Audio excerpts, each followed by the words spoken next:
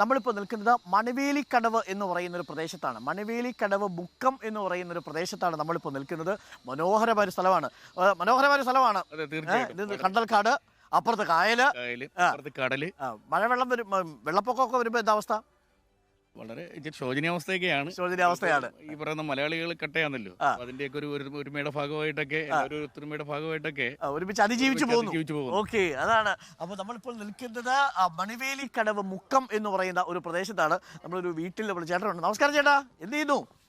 മഴയൊക്കെ വന്നാൽ എന്ത് ചെയ്യും നിങ്ങൾ? ഈ നല്ല കായലാണ് അടുത്ത്, രാവിലെ കാണാനൊക്കെ നല്ല ഭംഗിയാ. മഴയൊക്കെ പെയ്താൽ ബുദ്ധിമുട്ടാണോ? ഭയങ്കര ബുദ്ധിമുട്ടാണ് അല്ലേ? ഇപ്പൊ ജീവിതമൊക്കെ എങ്ങനെ പോകുന്നു? ജീവിതം ഇങ്ങനെ എന്തുവായിരുന്നു? കൃഷിയായിരുന്നോ, പണിയായിരുന്നോ? കൽപ്പണിയായിരുന്നു. ഇപ്പൊ പോകുന്നുണ്ടോ പണിക്ക്? എന്ത് പറ്റി? കൈവേദന ഉള്ളതുകൊണ്ട് തൽക്കാലം കുറച്ചു കാലമായിട്ട് പോകുന്നില്ല. പെൻഷനാണോ ഉപജീവന മാർഗം? പെൻഷൻ ആയില്ല, 60 വയസ്സായില്ല. 60 ആയില്ല. അപ്പം എങ്ങനെ പോകുന്നു? അപ്പം ജീവിത ചെലവൊക്കെ മക്കളൊക്കെ വല്ലതും തരും. മക്കളൊക്കെ തരുത്തും അല്ലേ? അപ്പം ഈ സമാധാനപരമായൊരു സ്ഥലമാണ്. പക്ഷെ വെള്ളപ്പൊക്കം വന്നാൽ പ്രശ്നമാണ്. വെള്ളപ്പൊക്കം വരത്തില്ല. വെള്ളപ്പൊക്കം വരത്തില്ല. അപ്പൊ മഴ പെയ്താൽ എന്ത് ചെയ്യും? കുറച്ച് കെട്ടി കിടന്നിട്ട് കായലോട്ടം കൊഴിയും. അപ്പോഴും ബുദ്ധിമുട്ടില്ല അല്ലേ? കൊതുകൊന്നും ഇല്ലല്ലോ, ശല്യമൊന്നും ഇല്ലല്ലോ.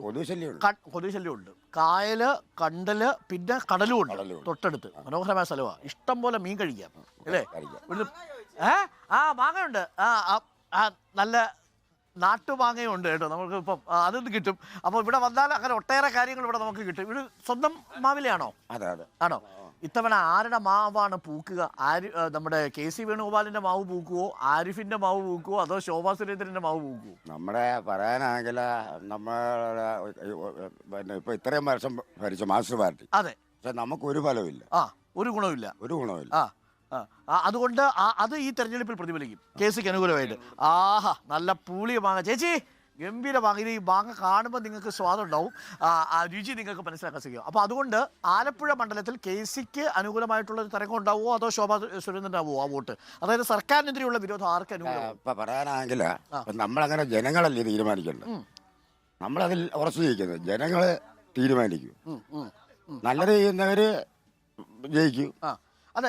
എന്നാലും ഈ മണ്ഡലത്തിൽ നിന്ന് ആര് ജയിച്ചു പോകുമെന്ന കണക്ക് കൂട്ടുന്നത് ചേട്ടൻ? KC വേണുഗോപാൽ പോകുന്നതാണോ, ആരിഫ് പോകുന്നതാണോ, ഇനി ശോഭാ സുരേന്ദ്രൻ അപ്രതീക്ഷിതമായിട്ട് പോകുമോ? എനിക്ക് BJP ശോഭാ സുരേന്ദ്രൻ പോകുന്നതാണ് ധാരണ അല്ലേ?